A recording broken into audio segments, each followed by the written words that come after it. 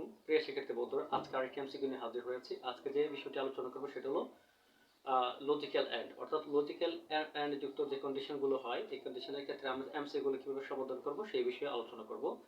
আর আরেকটি কথা হলো, তুমি যদি আমার নতুন স্টুডেন্ট বা ভিউয়ার্স হয়ে থাকো তাহলে অবশ্যই বলবো চ্যানেলটি সাবস্ক্রাইব করে পাশে থাকো, যাতে পরবর্তী ক্লাসগুলো ধারাবাহিকভাবে তুমি দেখতে পারো।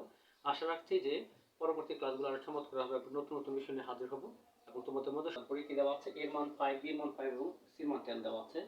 এ ইকুয়াল বি, অর্থাৎ এটা বি এর সমান, অর্থাৎ দুইটার মান কি হবে, সমান হবে। যদি double equal the relation of author, দেখি এ এবং বি এর মান কি সমান, তার মানে সত্য, সত্য হলে হবে 1।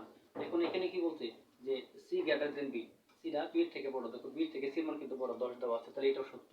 আমরা জানি লজিক্যাল এন্ড এর ক্ষেত্রে কিন্তু লজিক্যাল এন্ড, এই লজিক্যাল এন্ড এর ক্ষেত্রে যদি দুইটা কন্ডিশনই সত্য হয় তাহলে ফলাফল হবে 1। তাহলে এখানে ফলাফল কি হবে, ফলাফল হবে 1। আচ্ছা, এখন আমরা এই কন্ডিশনটা চেক করে দেখব। এটা তো এটা সেম, এটা সত্য এই মানের সাপেক্ষে।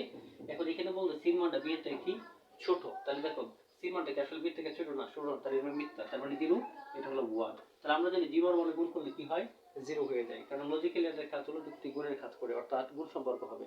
যেটাকে আমরা বলতে পারি প্রথম কন্ডিশন সত্য হলে পরটা সত্য হতে হবে। এই দুইটার মধ্যে কোন একটা যদি মিথ্যা হয় তাহলে ফলাফল কি হয়ে যাবে, 0 হয়ে যাবে। তাহলে এখানে ফলাফল হবে আমাদের কি, ফলাফল 0। যদি ক্লাসটি ভালো লাগে তাহলে অবশ্যই একটি গঠনমূলক কমেন্ট করে দেবেন। ধন্যবাদ।